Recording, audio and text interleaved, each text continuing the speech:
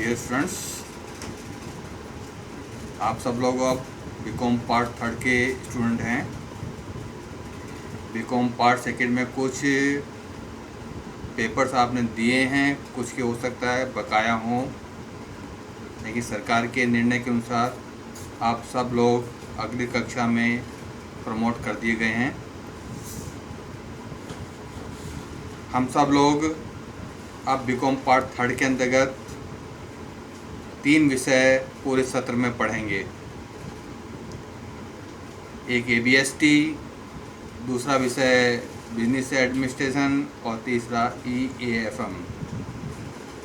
मैं आपको इस सत्र में अपने ABST के 2 पेपर फर्स्ट और पेपर सेकंड ये आपको पढ़ाऊंगा।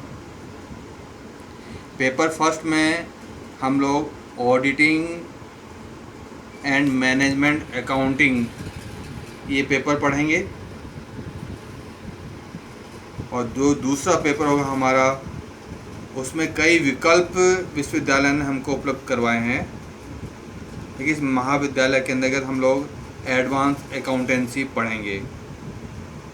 यदि सभी कुछ विद्यार्थियों को इस विषय के अतिरिक्त पढ़ना है, उनको महाविद्यालय में संपर्क करना होगा। निर्धारित संख्या में होने पर इस विषय के अतिरिक्त अन्य जो विषय आपके पाठ्यक्रम में निर्धारित हैं वह पेपर भी हम लोग पढ़ पाएंगे। मैं आज आपको इन दोनों पेपर के बारे में संक्षिप्त जानकारी देने की कोशिश करूंगा कि हमको पूरे साल भर में हमको क्या पढ़ना है। ABST का जो पेपर फर्स्ट है, इसमें 2 विषय सम्मिलित हैं। एक अंकेक्षण के नाम से ऑडिटिंग और दूसरा मैनेजमेंट अकाउंटिंग प्रबंध लेखांकन।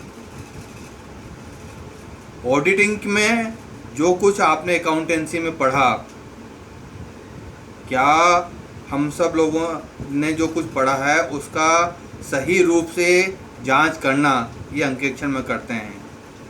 हमने जो ट्रायल बैलेंस बनाया, बैलेंस शीट बनाई, प्रॉफिट एंड लॉस अकाउंट बनाया, उसमें सभी ट्रांजैक्शन सही प्रकार से नियमानुसार लिखे गए हैं या नहीं हैं, इसकी जानकारी अंकेक्षण में हम लोग करते हैं।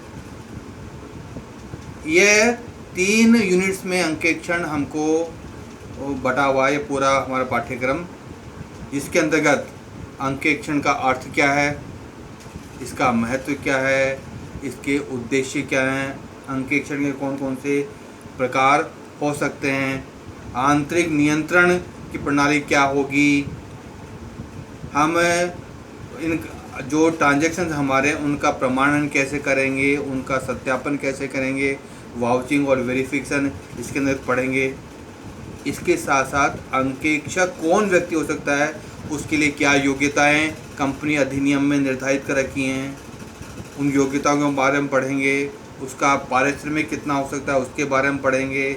कंपनी अंकेक्षक के क्या कर्तव्य होंगे, क्या उसके दायित्व होंगे, क्या अधिकार होंगे, इन सब के बारे में अंकेक्षण में पढ़ेंगे।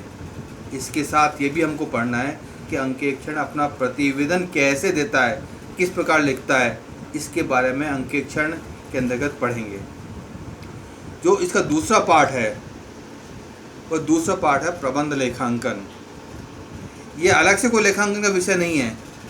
हमने जो कुछ अभी तक फाइनेंशियल अकाउंटिंग में जो कुछ पढ़ा है कि किस प्रकार हम अपने ट्रायल बैलेंस बनाएंगे, बैलेंस शीट बनाएंगे, प्रॉफिट एंड लॉस अकाउंट बनाएंगे, किस प्रकार जर्नल एंट्री करते हैं, किस प्रकार अपने बुक्स रखते हैं, यह वही विषय है। लेकिन इस विषय को प्रबंधक जो हमारे बिजनेस को रन करते हैं वो किस प्रकार समझेंगे, उनके लिए प्रबंध लेखांकन विषय बनाया गया है कि बैलेंस शीट के आधार पर जो असेट्स हमारे पास में, जो लायबिलिटीज हमारे पास में, उनके आधार पर वो आर्थिक स्थिति को किस प्रकार समझ सकते हैं। इसके लिए अनेक प्रकार के टूल्स दिए हुए हैं, जैसे कि हम रेशियो एनालिसिस का प्रयोग करेंगे, हम कैश फ्लो एनालिसिस का प्रयोग कर सकते हैं, हम ट्रेंड एनालिसिस का प्रयोग कर सकते हैं।